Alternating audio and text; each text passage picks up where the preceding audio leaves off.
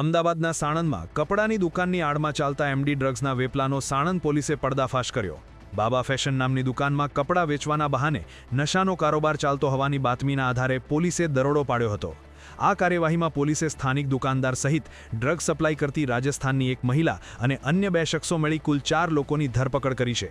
પોલીસની પ્રાથમિક તપાસમાં સામે આવ્યું છે કે મુખ્ય આરોપી ધવલ ઉર્ફે લવલી દરજી રાજસ્થાનના ઉદયપુરની ફીઝા ઉર્ફે મુસ્કાન પઠાણ, ડીસાના વિકીકુમાર ઠાકોર અને બાપુનગરના જય પટેલ પાસેથી ડ્રગ્સ મંગાવતો હતો।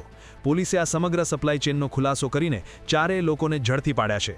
દરોડા દરમિયાન પોલીસે દુકાનમાંથી 21.48 ગ્રામ એમડી ડ્રગ્સ જપ્ત કર્યું છે, જેની બજાર કિંમત આશરે 2,14,800 રૂપિયા છે।